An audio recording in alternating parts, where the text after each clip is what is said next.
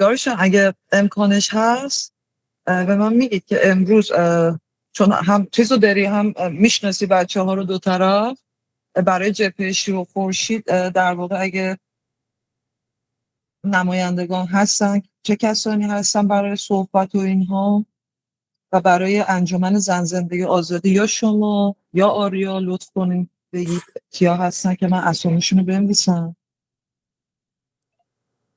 درود بر همه. بله حتما. فریبا جان، پدر آندره و من از طرف شیر و خورشید صحبت میکنیم. آریا جان و حالا من هم مقداری میتونم حالا اگر نیازی بود از طرف انجمن زن زندگی آزادی صحبت کنیم. فقط آریا؟ ببین در این لحظه آره ولی اوکیه، چون به نظرم حالا اگر کسی دیگه اومد چون اوکی نمیدونم اطلاع ندارم از هر شخصی ولی قرار شد استی نماینده باشه. اوکی مرسی. خیلی ممنونم ازت. و خدمتتون عرض کنم اگر دوستا کسی از انجمن ایران ایتالیا هست اطلاع بدین که ما میتونیم صحبت رو از یه جایی به هر حال آغاز کنیم تا دوستان دیگه بهش اضافه شد. من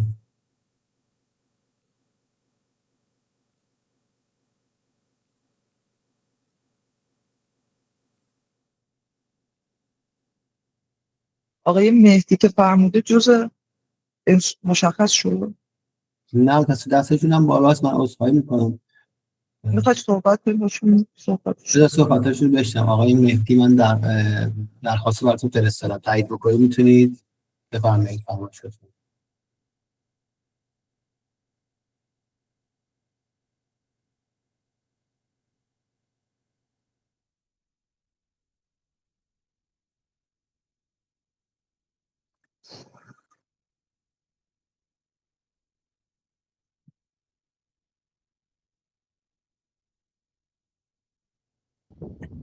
احساس می‌کنم خودت باید میکروفونش رو باز کنی.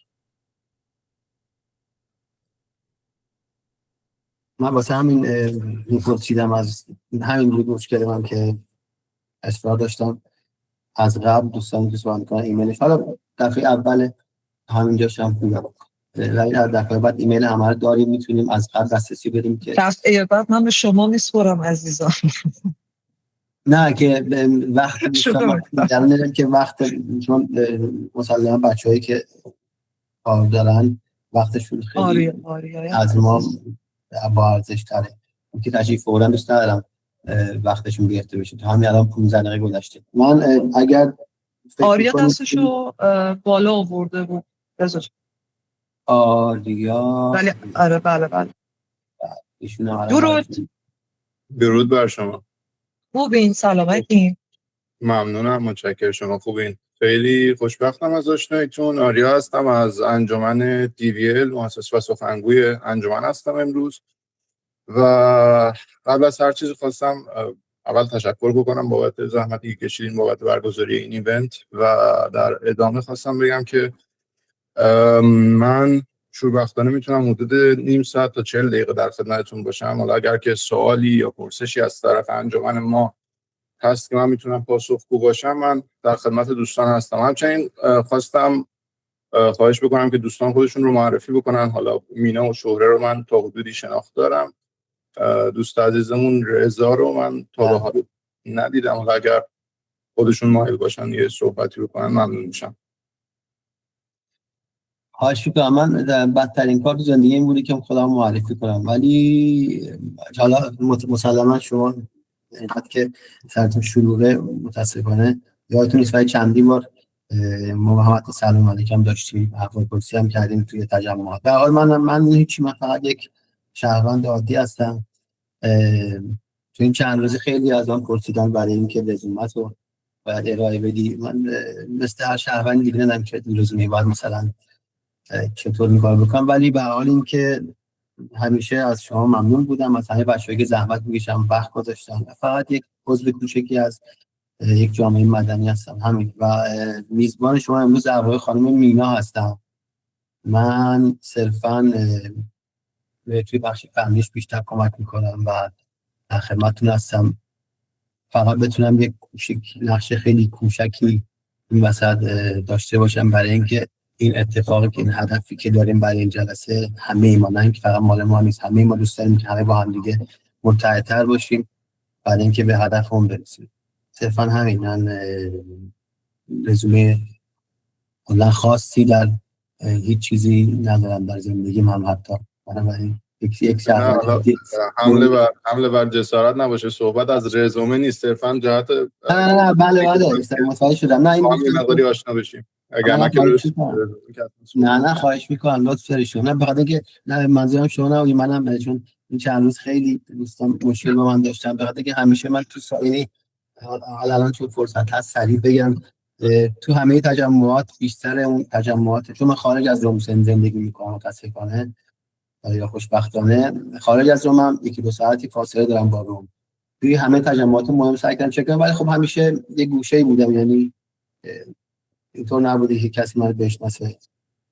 و همین حساب بچه‌ها خیلی تو این قضیه که همیشه باید کسی که من نه میزبان هستم، یعنی نه هیچ، من فقط یک در من هم کمک میکنم به خانم عنایت که قضیه رو پیش ببره. اگر خانم عنایت موافق باشند.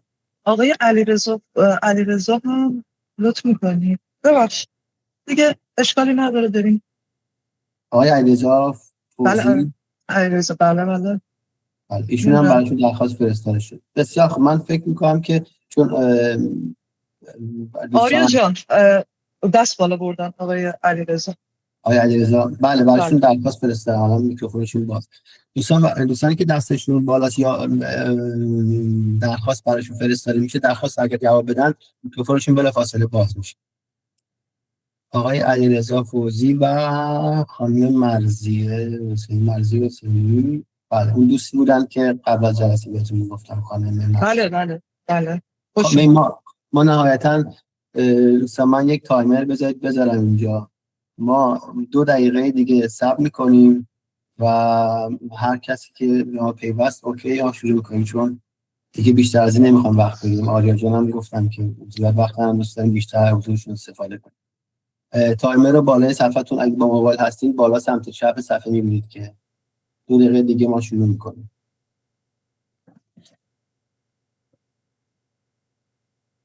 درود عزیزان، وقتتون خوش، جانتون پایدار. من تقریبا تمام کسایی که اینجا هستن رو میشناسم و کسایی که اینجا هستن هم منو میشناسن. یک درود با یکم حسرتی به آقای آریای عزیز عرض میکنم، چون که ما قبلا هم دیگر رو میدیدیم و همینجور آقای داریوش کار میکردیم و صحبت داشتیم. یکم چند وقت اخیره نتونستیم با هم خیلی صحبت کنیم و کار کنیم.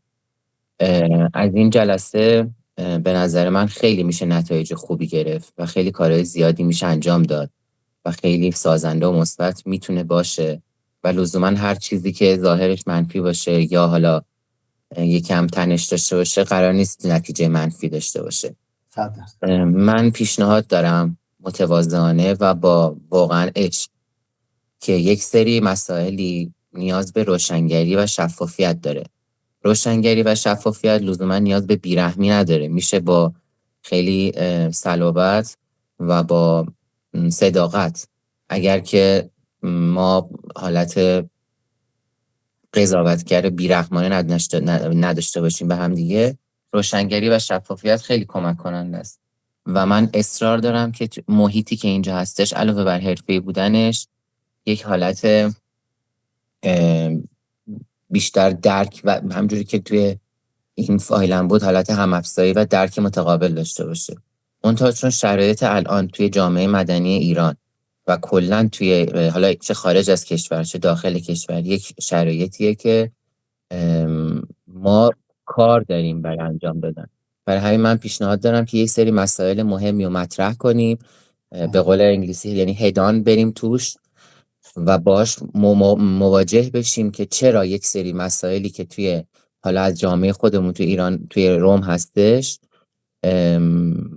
حل نمیشه که انقدر حائز اهمیت و مهمه و اقلا متوجه بشیم که چی داره میشه، بلکه یه سرنخی بهمون داده بشه حل کنیم و بتونیم وضعیت بهتری رو اقلا برای شخص خودمون ایجاد کنیم تا برسیم به جامعه مدنی که بخواد حرکت‌های سیاسی، فرهنگی و گسترده تری انجام بشه. ممنونم. من آماده دارم اگه سوالی یا موقعی که وقتش رسید که باید بپرسیم یا بخوایم مکالمه گفتگوی انجام بدیم، من پیشنهادم برای این قضیه هستش که یک سری مسائل مهمی هست برای مطرح شدن. بسیار خوب. ممنونم.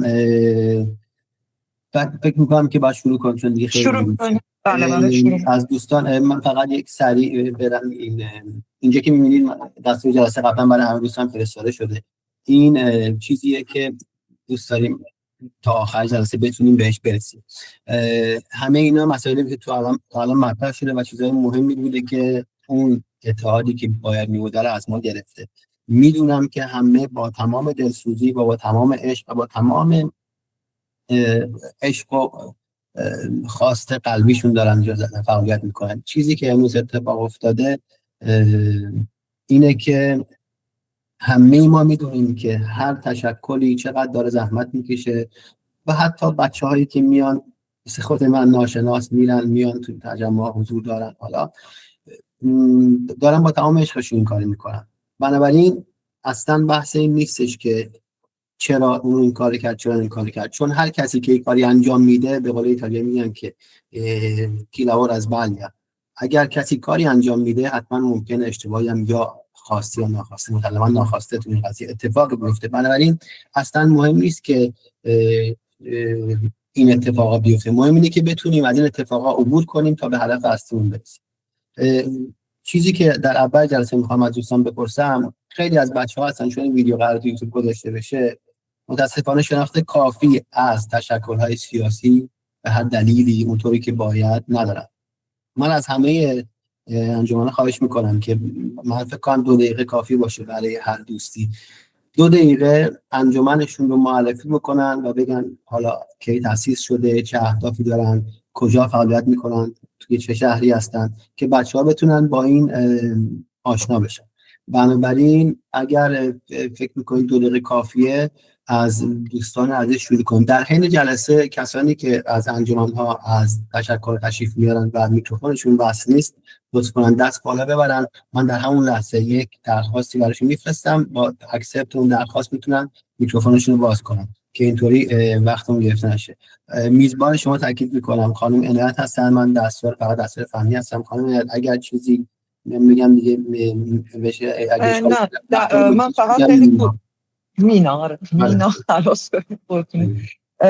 سلام آقا مهدی، خوبی؟ خدمتتون عرض کنم که من فقط خیلی کلی میگم.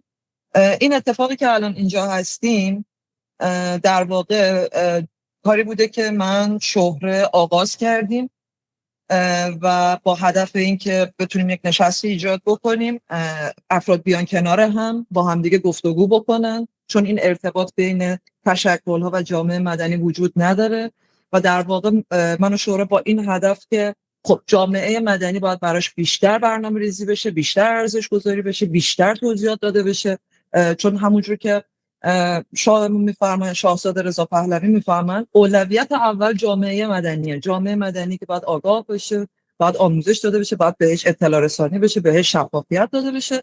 من و شورا به عنوان افرادی که معمول در جامعه مدنی ولی سعی می‌کنیم فعال باشیم، این کارو آغاز کردیم و بعد وکیل عزیزمون که بدون اینکه 1 یورو دریافت کنن از همون کارهای قانونیشو دارن انجام میدن، خانم الهی شریفی کمک کردن بهمون، بعد همینطور ترلان اضافه شد و همینجوری دوستان در جامعه مدنی هر کی به نوعی به ما کمک کرد و ایلیای عزیز و تمام ماهایی که اینجا الان هستیم، یعنی این کارو انجام دادیم. هدف اصلیمون تقویت جامعه مدنی، ارزش گذاری جامعه مدنی، ارتباط جامعه مدنی با تشکل هاست و ایدمون اینه که تشکل ها در هر رده‌ای خیلی بهتره که با جامعه مدنی ارتباط بیشتری بگیرن، پلن‌های بیشتری داشته باشن، برنامه‌های بیشتری داشته باشن. این یه نمونه است، این یه زمینه است، این یه بستره. به همین سادگی میشه جلسه برگزار کرد، با جامعه مدنی صحبت کرد، اگر تنشی هست پرسش و پاسخ گذاشت و میشه اصلا بهشون گزارش کار داد در طول 1 ماه چه شد چه نشد و میشه این ارتباط رو برقرار کرد. به نظرم چون کمبودی که ما احساس کردیم این کمبود بود که جامعه مدنی در واقع براش هیچ پلنی نیست. خواستیم استارت بذاریم، یه راهی، یه بستری رو آغاز بکنیم. یعنی اگر تکرار میکنن عزیز ما که میزبان منم داره، خب برای باید یه نفر مسئولیت قبول میکنه دیگه. یعنی تقسیم کار کردیم در واقع. این چیزی که در مدیریت خیلی مهمه، تقسیم کار میکنیم، هر کسی در یک بخشی کار خودش انجام. من تمام میکنم میبندم بحثا. مرسی. قبل از اینکه به دوستان، آقای مهدی ASL که ما نمیدونیم از طرف میرسید. آقای مهدی از دوستان جامعه مدنی هستن. بسیار خوب، بسیار خوب. میخوان چیزی بفرمایند؟ مهدی جان میخوای چیزی بگی؟ مهدی جان میکروفونتون بله، بعد میکروفونتون رو باز کنید. صداتون رو نداریم، میکروفونتون باید باز شه.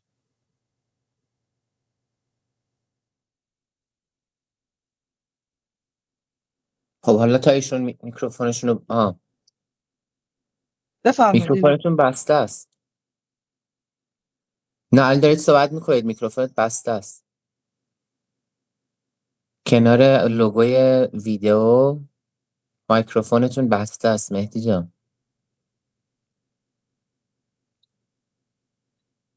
نه هنوز نیست. شما لبخونی گویا خیلی خوبه، میخوای ایشون بگن شما لبخونی ترجمه؟ نه حالا تا ایشون میکروفونشون رو باز میکنن. خب الان وقت چند تا پرسش و پاسخ هستش. نه الان اگر قرار شده بود که الان چون فقط از جبهه شیروخ خورشید به انجمن زن زندگی آزادی هستن، قرار شد 2 دقیقه برای معرفی اول صحبت بکنم. باش، پس هر موقع که به این به گفتگو رسید به من بگید که باشون باشه، صحبت چشم. کنید. باشه چشم. بسیار خب، از انجمن شیر خورشید شروع میکنیم. الان باز شد میکروفون من، باز شد. الان باز بله بله. درود میگم آقای رضا. ASL نیست، اصله. فامیلی من اصله، میتی اصل. همین. عذرخواهی میکنم اینجا خواهش کاملا میکنم. نه برای اینا هم اشتباه میکنن، ASL فکر میکنن اصله. منتها به انگلیسی ASL دیگه اصلا میگن. بفهم. در کل درود میگم به همتون. شوره خانم دیروز به من اطلاع دادن که اینجا این گرد همایی هست و منو دعوت کردن. من امروز اومدم، خوشحالم از اینکه شما رو میبینم. آقای علیرضا رو من فکر کنم میشناسم شما رو. آقای علیرضا درسته؟ هم دیگه بله. تجمعات دیدیم. خیلی خوشحالم که اینجا هستم و فقط سعی میکنم فعلا گوش کنم تا شما بفرمایید، بنده فیض میبرم. همینجور میریم جلو. مینا خانم هم که منو میشناسه دیگه. بسیار ممنونم. لطف کردیم. ممنون از حضورتون. وقتمون خیلی داره، ساعت حدود نیم ساعت هنوز ما بحث رو شروع نکردیم. آریا جان میخوان زودتر برن. بفرمایید. خواهش می‌کنم. از انجمن شیر خورشید شروع میکنیم. بفرمایید. یک بس هر چقدر که حالا من میگم 2 دقیقه اگه بتونید زودتر این انجام بدین خیلی بهتر میشه که بریم وارد بحث اصلی بشیم، چون صرفا دوست داریم که همه بچه‌هایی که این ویدیو رو میبینن بدون انجمن‌ها چه کاری انجام میدن، باهاشون آشنا بشن با زبان خودشون. هرچند سایت هست، اینستاگرام هست، ولی اینطوری تاثیر بهتری داره. انجمن شیر خورشید اگر آماده هستید، در واقع جبهه شیر خورشید. ببخشید جبهه شیر خورشید، عذرخواهی می‌کنم. من تایمرتون رو میذارم آغاز بشه اگر آماده هستید. خب سلام، روزتون بخیر، امیدوارم حال همگی خوب باشه. در مورد جبهه شیر و خورشید 6 فروردین امسال در واقع آغاز به کار کرد و وضعیتش به خاطر این بود، اساس بنیانگذاری و آغاز به فعالیتش به خاطر اینکه خب یه فضاهایی رو توی ایتالیا همه بچه‌هایی که دغدغه داشتن می‌دیدن و این ایده در واقع زاده شد که یک جبهه‌ای شکل بگیره که اتفاقاً تاکید بر این شد که نه انجمن باشه، نه حزب باشه، نه هیچ عنوان دیگه‌ای، بلکه یک جبهه‌ای باشه که بتونه فراگیر بعد همه فعالین رو از همه انجمن‌ها در واقع یک حالتی داشته باشه که چتری باشه و همه فعالین و همه انجمن‌ها کنار هم بتونن فعالیت کنن و با هماهنگی بیشتری بتونیم در ایتالیا در واقع فعالیتی رو داشته باشیم، هم در واقع برنامه ریزی های دقیق تری رو داشته باشیم، هم فعالیت هامون هماهنگ تر باشه و فضا به نوعی در یک هارمونی ارگانیکی پیش بره. این در واقع ایده اولیه و اصلی جبهه بوده و هست و در تمام این مدت هم سعی بر این شده که همه بچه‌ها از انجمن‌های مختلف رو کنار هم داشته باشیم. طبیعتاً یکی از اصول اولیه این بوده و هست که انجمن‌هایی که با در واقع در کنار هم دیگه این جبهه رو تشکیل دادن، همه انجمن‌ها اون آیدنتیتی خودشون رو حفظ کردن و این به معنای اضمحلال یا در واقع تغییر و موتاسیون اصلا نبوده و همه انجمن‌هایی که در واقع توی جبهه هستن اون هویت خودشون رو و اون استقلال خودشون رو دارن، برنامه‌ریزی‌های خودشون رو دارن. در واقع جبهه بیشتر حالت این چتری رو داشت که این هماهنگی ها بهتر انجام بشه و یه هارمونی بهتری بین بچه‌های فعال ایجاد بشه و اینجوری جزیره نباشه، یه هماهنگی های بهتری انجام بشه. و طبیعتا در طول این مدت هم فعالیت هایی که داشته و همچنان ادامه. سپاسگزارم. سپاس از شما. سپاسگزارم برای این همه دقت و توجهتون به وقت. بفرمایید. من چون ممکنه جبهه و انجمن رو اشتباه بگم. آره، معرفی انجمن زن زندگی آزادی آریا عزیز اگر اشتباه. آریا جان 2 دقیقه کافیه؟ آره اوکی. خب انجمن ما سال 2022 همزمان با جنبش مهسا در ایران شروع به کار کرد توی ایتالیا. در ابتدا خب یک جنبش دانشجویی بود، کسانی بودن که دغدغه ایران رو داشتن، دغدغه وضعیتی که توی ایران حاکم بود و حالا با ارتباط با دوستانی که سابقا توی ایتالیا بودن، استفاده از تجربه اونها، به این نتیجه رسیدیم که این عملکرد و فعالیت‌ها رو بیایم به یک شکل منسجم‌تر توی روم و ایتالیا پیش ببریم. این شد که تصمیم گرفتیم انجمن زن زندگی آزادی رو تأسیس بکنیم. اسمش رو هم همونجور که مشخصه از جنبشی که اون سالها شروع شد برگرفتیم، به خاطر حالا شعار مترقی و تکمیلی که بود و همچنان خب عوضش نکردیم، با اینکه روی کرد خب یک روی کرد 100% متفاوت هست. الان ما یک انجمن پادشاهی خواه داریم، حالا اسم همون هست شد، ولی روی کردی هستش که به شکل مترقی داره انقلاب ملی ایران رو پیش میبره. هدف از تشکیل انجمن هم به اصطلاح به شکل منسجم‌تر پیش بردن فعالیت‌های سیاسی بود، حالا هم از راهپیمایی‌ها، اعتراضات سراسری که توی روم و توی ایتالیا هستش، امور فرهنگی، امور دانشجویی که ما خیلی توی ایتالیا باهاش سر و کار داریم، مثل وضعیت دانشجوهایی که هستن، وضعیت بورسشون، وضعیت خونهشون، پرمسو و کارهای دیگه. این رو از طریق انجمن تا جایی که شده تو این سال‌ها ما پیش بردیم و میگم نه فقط به عنوان یک نهاد سیاسی بلکه به عنوان یک جنبش فرهنگی سعی کردیم که این حرکت رو نه تنها توی روم بلکه توی کل ایتالیا پیش ببریم. مرسی. سپاس ازت. بچه من یه چیزی رو بخونم براتون. در واقع انجمن ایران ایتالیا ساعت 10:37 ایمیلی که برای من ارسال کردن، کامل ایمیلشون نیازیست همش رو بخونم، ولی خب نمیدونم میخونم همش رو که در جریان باشید، بعدش حالا عکس رو میذارم تو گروه ها.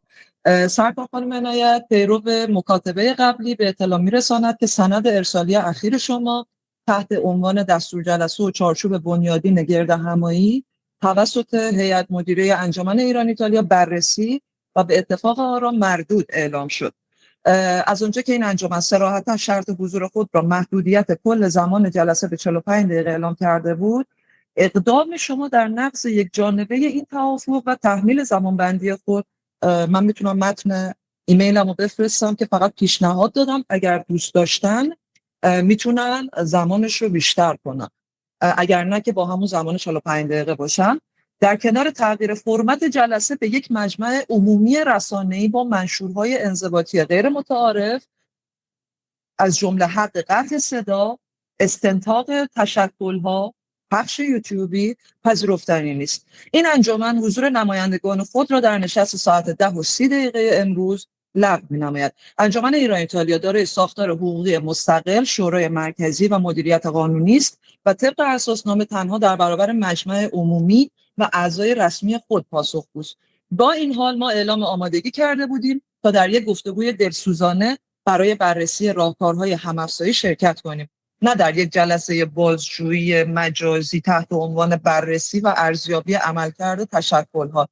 ارسال این پاسخ موضع رسمی و مکتوب ماست و هر گونه سوء تعبیر بعدی در فضای مجازی با واکنش علنی و حقوقی مواجه خواهد شد. پاینده ایران جاوید شاه. به هر حال ممنونم از اینکه این ایمیل رو ارسال کردید.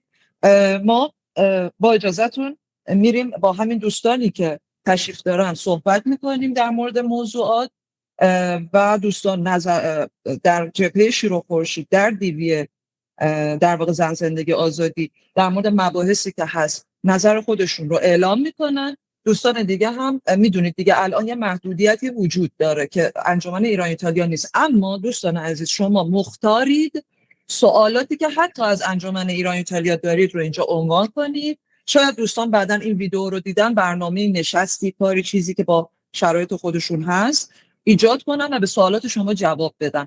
در واقع برای تایید یا تکذیب حرفی الان کاری انجام نمیدیم چون که یک نفر سومی باید حضور داشته باشه، اما هر آنچه رو که جبهه شیر خورشید و انجمن زن زندگی آزادی در مورد مواردی که اینجا هست بیان کنن ما با کمال میل میشنویم و سوالاتتون رو یه جوری در نظر بگیرید که چون نفر سومی وجود نداره، یعنی اگر دوستان دارن چیزی میگن نفر سومی نیست که تایید و تکذیب بکنن. اوکی، با اجازهتون آقای رضا،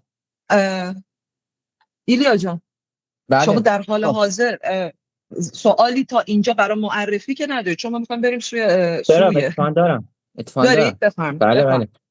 ممنون از انجمن ایران ایتالیا که قشنگ انفصال و جدایی خود اگر میشنوید یا میبینید میخوام بهتون واقعا این تبریک تلخ رو بگم که اگر شما جایگاه مردمی واقعا دنبالش هستین و دارین با این کاراتون دارید به خودتون صدمه میزنید، چون بدونید که و همه عزیزان چه منم تو این قضیه باشم چه نباشم مردمن که تعیین کننده و جهت دهنده به شما، نه شما به مردم. اینو بدونید. شما نهایتا مثل مغازه هایی هستین، اینه مثال مثل مغازه ها، مثل مارکت ها، سیاست ها این شکلی هن، انجمن های شکلی هن، مثل مغازه ها و سیاست هایی هستین که اگر که کسی اونجا نیاد خرید کنه و متقاضی نداشته باشین اصلا وجودتون ارزشی نداره. شما اجازه ندارید که بخواید خودتون از مردم جدا کنید، اجازه ندارید چون شما خودتون هم مردمید. ما جدا از هم نیستیم. اگر خودتون رو جدا میکنید یعنی از مردم نیست. من نمیدونم از کی هستید. این یک موضوع جدیه عزیزان. من انسان خیلی یعنی عشق محور و صلحجویم، ولی این بیانیه که ایشان اعلام کردن اولا که اصلا بنا و اساسی نداره، ثانیاً این که من نمیدونم خب پس ما بریم توی کوچه خیابونا جلوی آینه برای خودمون برنامه برگزار کنیم به عنوان انجمن ایران ایتالیا یا انجمن زن زندگی آزادی یا انجمن ایکس و ایگرگ و زد. اینا نمیفهمم که دقیقاً دنبال چی هستین، چون جامعه توی کار سیاسی و فرهنگی کار فلسفی و علمی داریم انجام بدیم. خب ما مشخصاً هدف و چیزی حالا خاصی به عنوان افکار عمومی نداریم، ولی وقتی شما دارید با ما اگر توجه کنید، اگر که برای مردم دارید کاری انجام میدید، بزرگترین اصل اینه که شما خودتون از مردم جدا نکنید و این روحیه انفصال و جدایی که 50 سال اقلن جمهوری اسلامی داره به ما میده.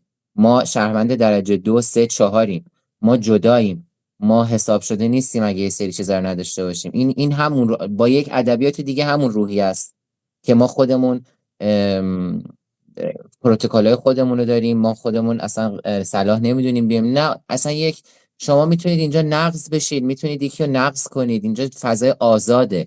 آزادی چیزیه که ما دنبالشیم، نه محدودیت و حذف و جدا کردن اینجور مسائل. حالا بگذاریم راجع به جبهه شیر خورشید. من میخواستم از اندره عزیز که گفتن ما انجمنا رو میخواستیم زیر یه لوا و زیر یک هماهنگی و یک پارچگی بگیریم. من میخواستم بدونم نتیجهش چی شد. این انجمن‌هایی که شما گفتین اولا چه انجمن‌هایی زیر این لوا و پرچم اومدن و چه کارهایی کردن؟ چون توی روم که ما نتیجه‌ای ندیدیم، مشخص نشد، ما چیزی توی روم تحت عنوان هم‌افزایی یا از بین رفتن اختلافات یا مثلا هر چیزی ندیدیم. این معنیش این نیستش که من دارم میگم شما مقصرید یا نیستید. من اینجا بحث تقصیر و قصور و اینا رو کاری ندارم. میخوام بگم خب الان برام پرسشه که توی ایتالیا چه انجمن‌هایی به شما پیوستن و دقیقاً حاصل این قضیه چی شد. امیدوارم که با این تراژدی تلخ انجمن ایران ایتالیا از شما مواجه نشیم که بگید ما نمیدونیم یا حالا صلاح نمیدونیم بگیم. البته که صلاح ندونید میتونید نگید، ولی خب این یه سوال مهمیه که الان پس چه انجمن‌هایی اومدن و دقیقاً چه اتفاقی رخ داد توی این اتحاد انجمن‌ها و اتحاد مردم، اختلافات، موضوعات اساسی، چه چیزی پیگیری شد. راجب انجمن زن زندگی آزادی، من به خاطر اینکه با این عزیزان و دوستان ارتباط شخصی و به ارتباط قدیمی داشتم و باشون همکاری کردم سابقا، بزرگترین سوالی که من اینجا دارم و خیلی مهمه اینه، اهمیت دارترین و اهم و فل اهم هم اگه شما بکنین و ارجحیت بدین به هر چیزی، الان همگرایی و اتحاد بزرگترین مسئله‌ای که ما باید داشته باشیم ولا غیر. میخوام بدونم که چه چیزی باعث میشه که دقیقاً چه عاملیه که باعث میشه ما به خاطر داشتن اتحاد کوتاه نیاییم و یه سری مسائل رو نیاییم که مطرح کنیم و صحبت کنیم و چرا مرتب من جمله خود من که تجربه اینو داشتم توی گروه مجازی عمومی زن زندگی آزادی ما دوچار بلاک و حذف از گروه شدیم. من میخوام اینو بدونم که دقیقاً چیه جواب و در ادامه اگر که وقت باشه و افتخار باشه صحبت کنیم راجبش. این از سوالای و پرسشای من. آقای آندره عزیز یا آقای آریا؟ قبل از اینکه دوستان بفهمن ما پس دستور جلسه رسما باید لغو نه من میریم جلوتر. این سوالایشون چون در مورد معرفی بود میگم به خاطر به شکل دیگه میخوایم آریا رو داشته باشیم تا وقتی وقت داره. آره آریا جان، امکانش هست یک کوچولو بیشتر به ما زمان بدید، چون الان دیگه سرعت میره بالا. خب یعنی چون وقتی نفر سوم نیست فقط شما اون شرایطی که داشتید رو صحبت میکنید، امکان داره که یه وقت کوچولو بیشتر به ما بدید پیش ما باشی بمونی. اوکی، من سعی میکنم باشم، اما خیلی دوست سپاس. داشتم پاسخ ایتالیا ایران هم بهش البته که خب واضحا گفتن دیگه، همون جوری که خودمون هم سعی کردیم کانتکت بگیریم، متاسفانه به در بسته میخوره این قضیه. درسته. باشه، به هر جهت من تلاشم رو میکنم یه چند دقیقه. خیلی ممنونم ازت. خیلی ممنون. الان آقای آندره به سوال ایلیا جواب میدن، آقای آریا جواب میدن. کدوم مایلی دوستان؟ پیشنهادم اینه که آریا جان شروع کنن و حتما من در خدمتم. آریا جان به فاور. اوکی، تصویر من هست. اوکی. خب ببینید، ما توی این چند سال نمیخوام حالا باز بکنم کلشو، ولی خیلی همیشه سعی کردیم که همه عزیزان رو با هر گرایش و روی کرد و طرز فکری که دارن کنار خودمون نگه داریم و اون اتحاد و انسجام رو به هر شکلی که هست حفظ بکنیم، حالا چه از زمان زن زندگی آزادی، چه به این ور دوره معاصرش که انقلاب ملی رخ داده. تمام تلاش به این بوده که افرادی که حالا طرز فکر نزدیکی دارن و با این انقلاب همراهی میکنن رو در کنار خودمون توی یک طیف نگه داریم. اتفاقی که پیش میاد اینه که خیلی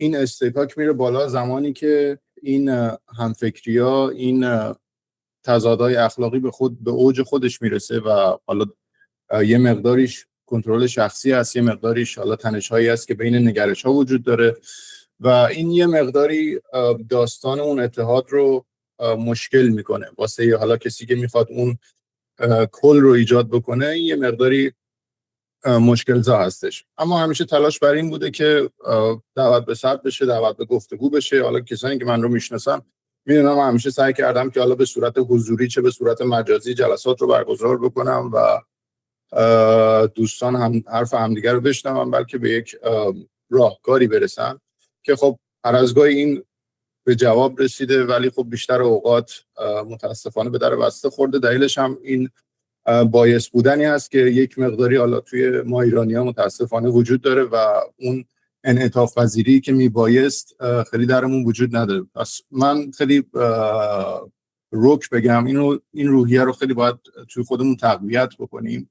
یعنی اینکه اگر کسی حالا یه اتفاقی میفته، یک صحبتی میشه، خصوصا ماهایی که داریم فعالیت سیاسی میکنیم، اینه که اخبار رو از طریق مختلف پیگیری بکنیم. یعنی اگر از من آریا میشنوید، برین از کسای دیگه هم بشنوید و این اصطلاح رو تو ذهن خودتون داشته باشین که خب چه اتفاقی افتاد در نهایت، نه صرفا چون یک نفر یک صحبتی کرده خب من این نتیجه رو میگیرم که آریا فلان کار کرده یا فلانی این کارو کرده.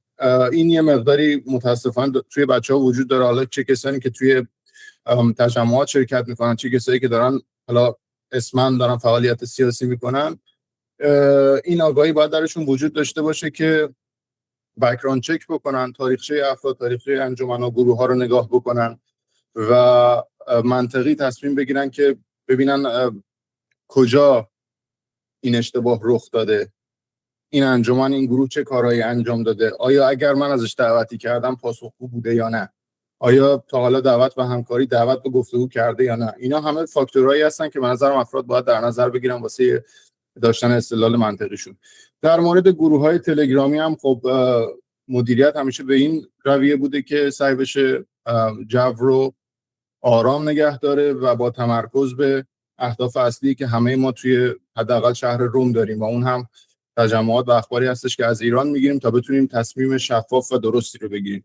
حالا اگر حذفی صورت گرفته، اگر بلاکی صورت گرفته، اینها رویه‌ای هستش که باعث جلوگیری اون مختل شدن گروه میشه. یعنی صرفا افرادی بودن که تلاش کردن حالا با متاسفانه تهمت‌ها، با توهین‌ها، با رویه‌های مختلف این روال آزادی و دموکراسی رو که توی گروه برقرار هست متاسفانه سد بکنن که خب ما ناچار به حذف شدیم. و این به این معنی به اصطلاح سد دموکراسی نیست، چون شما در دموکرات ترین کشورها هم می‌بینید که افراد باید از قوانین پیروی بکنن، چه بسا که حالا یک گروه تلگرامی کوچک طبیعتاً قوانین و دستورات خودش رو داره و افراد موظفن که اون جو آرام رو نگه دارن تا اون شفافیتی که لازمه، تا اون فضای سازنده‌ای که لازمه شکل بگیره و افراد بتونن در کنار هم فعالیت‌های سازنده داشته باشن. مرسی. اگر توضیحات دیگه این نیاز هست من در خدمتم. آقای آندره. من میخوام که در واقع به یه بخشی از صحبت‌های آریای عزیز در واقع وصل کنم و تا جایی که میتونم جواب دوست عزیزمون رو عرض کنم خدمتشون. اینه که ببینید خیلی رو راست اگه بخوایم باشیم اینه که ما یه مشکل بیسیکی داریم و اونم مشکل بیشتر فرهنگی ماست. ما اساساً عادت نکردیم به کار گروهی. متاسفانه جامعه ایرانی چه توی دیاسپورا چه در داخل ایران ما از یک ایندیویدوالیسم افراطی و مریضگونه‌ای داریم رنج میبریم و این شامل همه ما میشه و شاید یکی از عواملی که باعث شده که در طول همه این سالها ما نتونیم واقعا به اون معنای واقعی به موفقیت برسیم با همه در واقع پیشرفتایی که داشتیم همین مسئله ایندیویدوالیسمه. اساس ایده جبهه روی این شکل گرفت که بتونیم طبق اون چیزهایی که شاهزاده مدام توی صحبت‌هاشون گفتن به یک نتیجه‌ای برسیم و بتونیم از درون خودمون رو کمی تغییر بدیم. به خاطر همین تاکید بر این شد که انجمنی به وجود نیاد، یک انجمنی دیگری در کنار لیست بلند بالایی از انجمن‌های دیگه به وجود نیاد.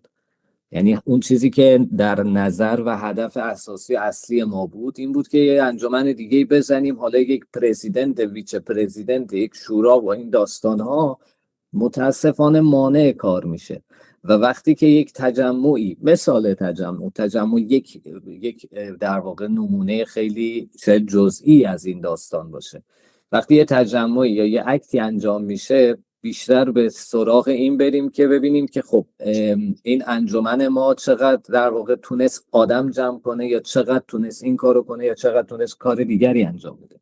با احترام به همه انجمن‌ها که واقعا انجمن‌ها تک تکشون به صورت جزیره‌ای واقعا زحمت‌های زیادی کشیدن.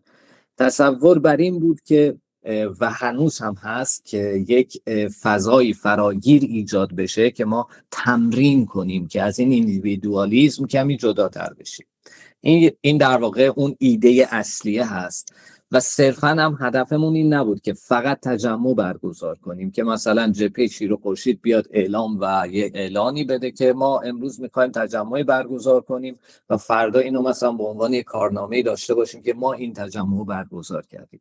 نه، تجمع رو نه انجمن‌ها برگزار میکنن، نه جبهه برگزار میکنه، نه هیچ انت دیگه‌ای. تجمع رو مردم برگزار میکنن و مردم هم اینجا نیستن که فقط صدای مردم ایران باشن، بلکه این مردمی که میان توی میلان، توی روم، توی بولزان و توی شهرهای مختلف دیگه در واقع خود مردم هستن. ما فقط پاپاگالو نیستیم که صدای تعداد دیگر رو در واقع اینجا برسونیم. اگر قرار باشه صدا به گوش مثلا سیاستمدارای ایتالیایی برسه، اونا خودشون دستشون از همین گوشی ها هست، خوب میدونن تو ایران چه خبره. بهتر از ما هم به اونها گزارش ها از طرف سفارت هاشون میرسه. اینه که ما هم بخشی از مردم ایران هستیم که خارج از ایرانیم و مطالبات ایرانی بودنمون رو داریم، برای کشورمون مطالبات. این مسئله دیگر. در کنار اون جبهه قبل از اینکه حتی به صورت رسمی اعلام وجود کنه، عملا در کارنامه‌اش کارهای موفقی داشت. یعنی ما مثلا قبل اینکه اساساً جبهه شکل بگیره به معنای حقوقی مسئله، به معنای اینکه اعلام وجود کنه، ما مثلا تجمع 3 مارس رو داشتیم که در اون تجمع همه در واقع فعالین و انجمن‌ها حضور داشتن. خب طبیعتاً یه هسته مرکزی وجود داشت که 3 مارس رو در واقع تشکیل داد و 3 مارس رو در واقع به وجود آورد. این هسته مرکزی متشکل از صرفاً انجمن‌ها نبود، بلکه اتفاقاً افراد مستقلی هم حضور داشتند و هنوز هم حضور دارند توی جبهه که عضو هیچ انجمنی نیستن ولی فعال مستقلن و توی جبهه هستن. خب ما زمانی که جبهه در واقع اعلام حضور کرد، عملاً باز کرد دستشو به همه انجمن‌ها، به همه در واقع فعالین در واقع دراز کرد و گفتش که خب ما می‌خوایم که دور هم جمع بشیم بدون اینکه استقلال هر انجمنی مثلا به خطر بیفته یا از استقلال هویتی خودش کناره گیری کنه، با پذیرش اون 4 اصلی که توی مرامنامه‌مون هست، 4 اصلی که شاهزاده اعلام کردن و مورد وفاق همه هست و هدف همه هست، دور هم جمع شدیم. هنوز هستن انجمن‌هایی که در جبهه حضور دارن، مثل انجمن آپادانا، مثل همین انجمن دیویل. انجمن‌هایی بودن که حضور داشتن ولی خب خود اون انجمن در واقع از بین حالا به نوعی کناره‌گیری کرد، یا حتی انجمن‌هایی که در واقع شلت شد در واقع خودشون به نوعی تراویرگولت به انحلال رسید یا هر چیزی. به هر حال تصمیم در واقع مستقل هر شخص و هر انجمنی بود. طبیعتاً ما داریم تمرین میکنیم که کنار هم بتونیم کارهایی رو انجام بدیم. توی این ماها هم اوکی کارهایی رو سعی کردیم انجام بدیم، چه از لحاظ میدانی مثل 3 مارس یا تجمع مقابل سفارت، و از طرف دیگه انجمن‌هایی که حتی عضو جبهه نیستن، ما سعی کردیم که در واقع همیشه این در واقع فعالیت‌ها رو پروموت کنیم، کنارشون باشیم، کمک کنیم. و در کنار اون مهمترین مسئله‌ای که ایده‌ای که توی جبهه بود، بیشتر اون فضای فرهنگسازی هم بود و همچنان روی این بیشتر داریم در واقع کار میکنیم که اون فرهنگسازی یه تعداد مسائلی هستش که صادقانه باید باش مواجه بشیم و اون هم یه مانکانسه هایی هستش که همین نمونهش ایندیویدوالیسمه و سعی کنیم که اینا رو در واقع پیش ببریم. طبیعتاً جبهه چندین ماهه که شروع کرده و همچنین داریم تاتی راه میریم. با امید این که بتونیم در واقع سهم کوچیکی داشته باشیم توی حرکت. ببخشید باب اطاله کلام. متشکرم. شغل و داریوش سوال داریم بچه، فقط یه تیکه باید خیلی سریعتر صحبت کنیم، یا اگر رضا جان فکر می‌کنی دقیقه ایش کنی بگو، ولی خب به هر حال بحث خوبیه به نظر من. اگر چون دوستان دیگه نیستن میشه اون تایم گذاشت برای بحث. داریوش میتونی صبر کنی شغل بپرسه؟ متشکرم. شغل بگو. از من 3 تا سوال دارم. صدای من خوبه؟ پیو منو شوهر جان 2 دقیقه کافیه؟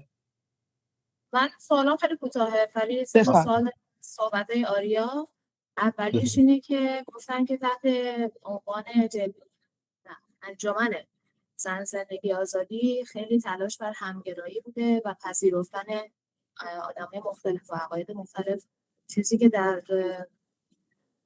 توی طبق یافته‌های من، حداقل صحبتایی که من شنیدم، اینطور نبوده و افرادی که با پرچم شیر و خورشید یا عکس شاه می‌اومدن از طرف انجمن زن زندگی آزادی طرد می‌شدن، تحقیر می‌شدن. این یک مورد بود. مورد دو در مورد بلاک و ریموو کردن بود که فکر کنم به شخصه من، نینا، حالا یه سری افراد دیدیم که هیچ وقت یه احترامی توهینی نکردن، از یه جای به بعد با لیمیت 1 دقیقه‌ای مواجه شدیم. 1 دقیقه لیمیت داشتی برای چت کردن، نمیتونستیم چت بفرستیم یا تایپ کنیم و 3 بار من ریموو شدم از یک گروهی که به اصطلاح گروه کوچیکیه ولی 800 نفر عضو داره و جرم خاصی مرتکب نشده بودم. دموکراسی اونجا برقرار نبود، چون که من صرفا سوالات پرسیدم که در مورد تجمعات بود، در مورد عملکرد انجمن‌ها بود و پاسخ ریموو بود یا بلاک. حتی به خود آریا هم پیام دادم، هنوز که هنوز شاید 3 ماه که آریا هنوز پیاممو سیو نکرده در مورد ریموو شدنم. بعد مورد آخر هم اوکی. داریوش جان یه کوچولو میتونی صبر کنی مرضیه هم صحبت کنه؟ خیلی وقت مرضیه داد. عذر میخوام ازت عزیزی. متشکرم. خانم مرضیه لطف میکنی، من عذر میخوام هی شما رو میدیدم فقط متوجه نمیشم. من میخوام، خیلی ممنونم که به منم این فرصت رو دادید که صدام رو باز کنم، اما میخوام که اول آقا داریوش صحبت کنن. من صبر میکنم که ایشون صحبت کنن و بعد دوباره نظرمو میگم. چشم عزیزم. داریوش جان بفرمایید. درود باز به بچه‌هایی که نبودن. ببینید من به عنوان یک عضوی از انجمن زن زندگی آزادی و سخنگوی جبهه شیر و خورشید صحبت میکنم. ولی فعالی آقا داریوش، خب از صحبت تو من هم قوانین رو به هم از دنیای هنر سیاست سر ببینید جمهوری اسلامی با ما چه کار میکنه. ببینید من تو حالا خوب شد شهره جانم یه سری نکات رو گفت. من یک روایتی رو خیلی حالا تو اون زمانی که هست من میگم، یک چیز کلی میخوام بگم. حالا تکنیکیشو بچه‌ها دارن، حالا پدر آندره هستن که با یک مهر و لطافت خاصی میگن، من میسپارم. در مورد زمانبندی از شهره شروع میکنم، چون اشاره کرد به پرچم شیر و خورشید. اون زمانی که در واقع، چون من خودم از سال 98 روی روم بودم و آبان بودم، زن زندگی آزادی بودن برگزار میکردیم، فعالیت بودیم، واسه همین تو جریان کامل مسائل هستم. انجمن زن زندگی آزادی اصلا اون تایم وجود نداشت. یعنی از اون تایمی که داره صحبت میشه که پرچم نمیتونست باشه اینا، یه توضیح خیلی سریع بدم در مورد اون زمان. یه گروه تلگرامی از بچهای فعال که تازه از ایران اومده بودن و توی جریانات و فضای ایران بودن، که من همیشه اولویت رو به بچه‌هایی که خیلی داغ هستن، یعنی تازه توی ایران بودن، مسائل میدونن، در واقع میدادیم. این یه گروهی تلگرامی که خیلی هم بچه‌ها یه سری دانشجو هم دیگر میشناختم. مثلا من بچه‌ها رو نمیشناختم، عضو شدم، رفتم بچه‌ها رو دیدم و در اون نقطه شروع خب افراد مختلفی بودن. خب ما که همه رو نمیشناسیم، میدونی. بعد افرادی بودن که این قضیه رو بولد کردن که ما تلاش کردیم زمانهای بعد که انجمن شکل برای کنار گذاشتن این افراد و حذف این افراد، خاطر اینکه این افراد یک مانع بزرگی بودن. حالا من اسم نمیخوام اینجا به کار ببرم، ولی اگر نیازه اسم بگید مشکلی نداره، چون شفاف تا الان بدون اینکه اسم ببرم در تا شکایت کرده از هممون، ولی ترجیح میدم که آره. و خب از یه جایی خب بیشتر به منافع خودشون بود و بعدم طرف چپ ها خیلی رفتن و یعنی از اول هم شاید بودن و نمیدونم و خیلی تلاش شد. یعنی ما یک مبارزه‌ای داشتیم همون تایم با این افراد، ولی خب بودن، یعنی نمیتونستی تو کسی رو حذف کنی. و دوره بود که برای ایران همیشه داشتیم تلاش میکردیم و من میتونم بالقوه بگم غیر از سال 98 آبان 98 تجمعاتش که خیلی واقعا بچه‌ها برای خود چیز می‌مدن، تو بقیه دوره‌ها ما یک مبارزه بزرگی همیشه با یک سری افراد داشتیم که در واقع سوال اصلی اینه که چرا انرژی تو داری میذاری واسه اینکه با ما مبارزه کنی یا مثلا با تفکیک کردن این سری چیزا، انرژی تو بذار برای مبارزه برای جای دیگه، وقت هست. من چیزی که همیشه میگم مخصوصا به بچه‌هایی که خیلی سلطنت طلب برخورد می‌کنن، میگم مصاحبه‌های شاهزاده رو گوش بدین از زمانی که قدیم تا الان. خیلی ساده و زیبا گفتن، توضیح دادن که ما همبستگی نیاز داریم. من اینو از زمان زن زندگی آزادی تجربه کردیم با پوست و گوشت و استخونمون. یعنی توی تک تک این مسائل ما بودیم و حضور داشتیم. در زمینه پرچم، من همون لحظه‌ای که اولین پرچم شیر و خورشید اومد تو همون تظاهرات، فکر کنم اولین تجمع بود مقابل سفارت، این فردی که میگم شروع کرد به یک دعوای راه انداختن که آره نباید باشه اینا. بعد اگر دیده باشین حتی اتفاقی که ممکنه جلوی سنا رخ داد، یک نفر ممکنه یک شعاری بده، یک سری پشت سرش اون شعار تکرار کنن، این اتفاق نیفته، ولی عده‌ای بودن که گفتن آره فلان، آره نه این نباید باشه اینا. که بعد از مثلا چند تجمع که برگزار شد، خود من که بزرگترین عکسم هست تو پرچم شیر و خورشید رو داریم، یعنی اصلا این مسئله مطرح نبود. یه تایمی بود یک سری از همون قدیم بودن که الان هم دیدمشون بودن توی مسائل که من حقیقتا نمیفهممشون، حالا یا از کمبود سواد سیاسیشونه یا از مسئله خاصیه که خبر نداریم. اینی که تو نمیتونی در هر کجا فقط قصد تخریب داشته باشی در هر مسئله سیاسی که پیش میاد. من یک سوال اصلی اینه که ما بعد از خودمون بپرسیم، اینه که آیا ما داریم برای ایران میخوایم قدم برداریم یا برای خودمون میخوایم قدم برداریم؟ اگه برای ایران میخوایم به قدم برداریم، تو هر کجا میتونیم این فعالیت رو داشته باشیم.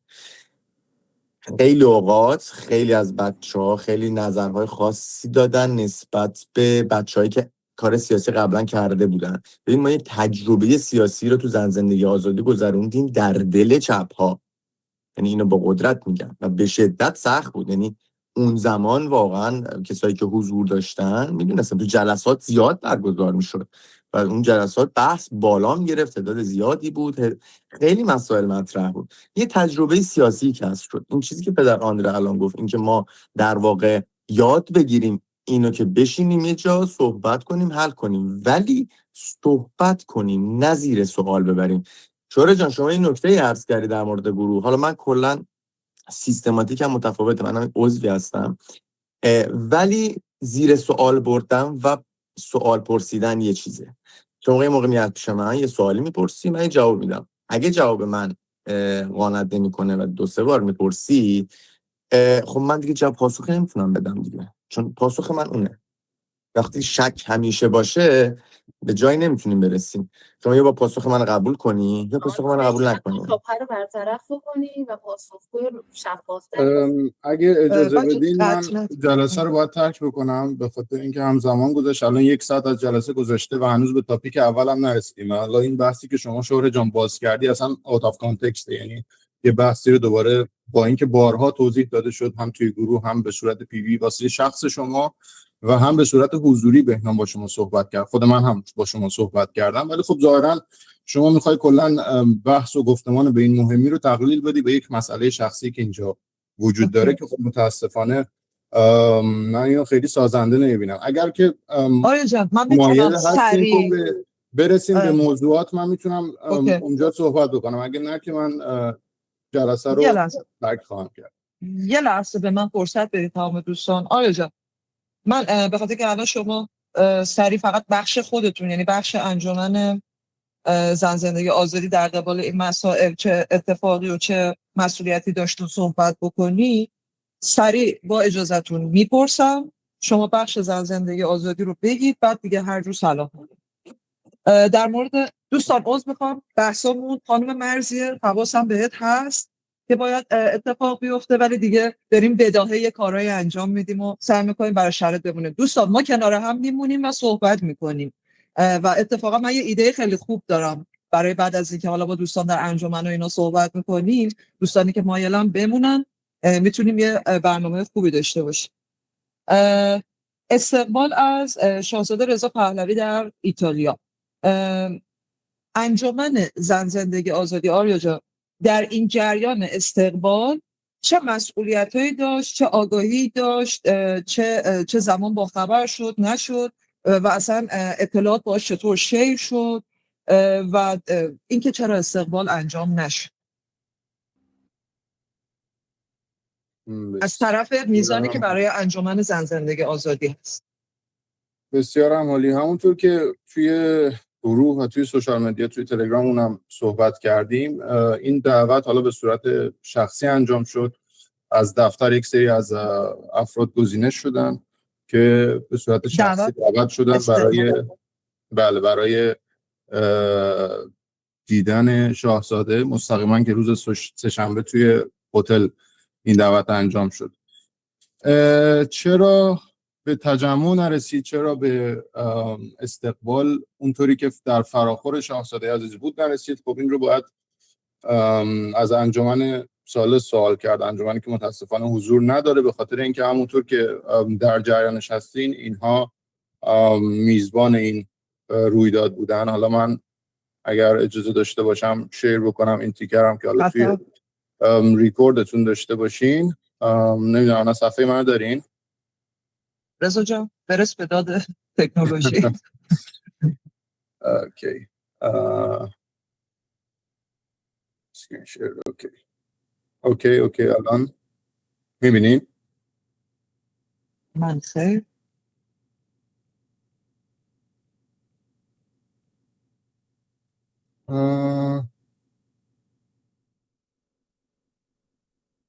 بذار من دوباره تلاش بکنم که اسکرین ریکورد بکنم.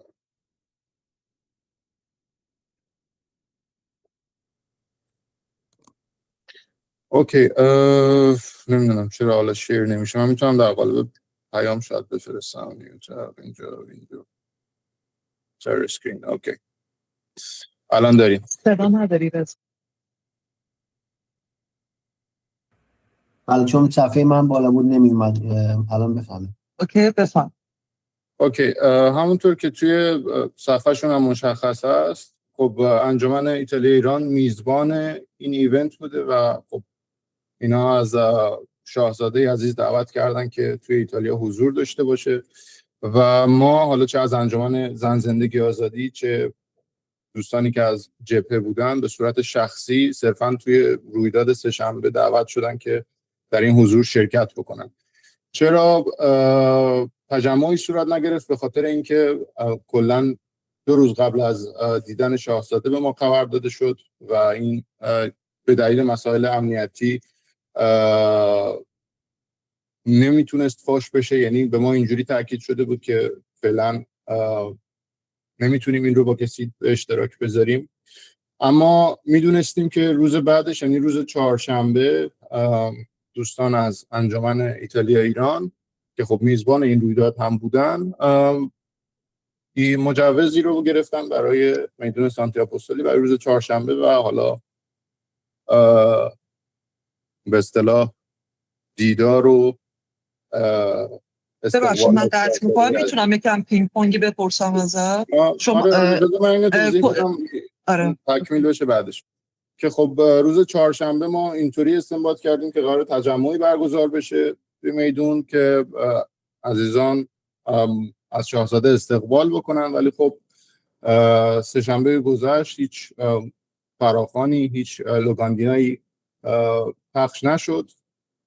ما تلاش کردیم که پیام بدیم، صحبت بکنیم و جویا بشیم وضعیت رو، ببینیم که به چه صورت هست، آیا قرار هست تجمعی برگزار بشه یا نه، که خب متاسفانه جوابی نگرفتیم. یعنی پیام ها سین شد، حالا پیام هایی که توی واتساپ بود جواب داده نشدن، ایمیل جواب داده نشدن و به این نتیجه رسیدیم که خب قرار نیست پاسخی بیاد و چهارشنبه صبح هم به همین صورت و در نتیجه ما پیگیری که کردیم از کوئستورا فهمیدیم که مجوز کنسل شده بی دلیل. حالا دلیلش رو من نمیدونم، میتونید از خودشون بپرسین که چرا اصلا در وهله اول این مجوز گرفته شد. شما وقتی میدونید که یک مجوز حالا از طرف کمیته ایرانی گرفته میشه، خیلی سخت یا ناممکن است که به گروه دوم در همون روز مجوز داده بشه و این واسه ما یه امر غیر ممکن بود که بخوایم حالا یک جای دیگه، حالا جلوی هتل یا جای دیگه ای برای استقبال از شاهزاده عزیز بتونیم این کار رو انجام بدیم. و خب این شانس و این فرصت از ما گرفته شد و نتونستیم این کار رو انجام بدیم و این فراخوان رو به حد برسونیم و متاسفانه این فرصت از دست رفت. حالا ما هم از اون روز تلاش کردیم که جویا بشیم که چه اتفاقی افتاده، چرا این ناهماهنگی صورت گرفته، به خاطر اینکه ما رویدادهای مشابه این رو داشتیم. حالا توی 3 سال پیش هم متاسفانه تقریبا یک اتفاق مشابه توی این افتاد و این داره به این منوال پیش میره تا زمانی که حالا کسانی که مدعی میزبانی این قضیه هستن پاسخگو باشن. و همین از طرف انجمن امیدوار بودم که بتونم نقشی داشته باشم، بتونم از عزیزان حداقل توی گروهی که من حضور دارم به اطلاعشون برسونم که این تا این فرصت هست و بتونن استقبال انجام بدم. متاسفانه این امکان پذیر نبود. سوال میپرسم ازتون، میتونم؟ آره. شما اطلاعاتی که دقیقاً وظیفه شما نیست ولی خب به هر حال چون انجمن هستید میخواستم بدونم، شما میدونید تاریخ دعوت شاهزاده به ایتالیا چه زمانی؟ چون بالاخره پارلمان که مثلا یه هفته قبل 2 هفته قبل، میدونم هم که شما در جریان نبودید ولی در طول زمان متوجه شدید که مثلا چه تاریخی اصلا دعوت اوکی شده؟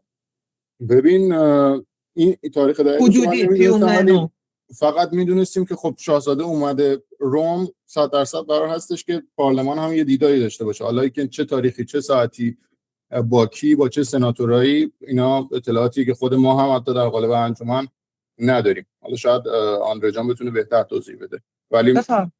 آره اشکال نداره بچه الان پینگ پونگی صحبت کنیم. خب یعنی هر جا هر کی خواست، یعنی منظورم الان مثلا آقای آریا، آقای آندره و من داریم پینگ پونگی صحبت میکنیم. خب فقط از موضوع خارج نشید لطفا.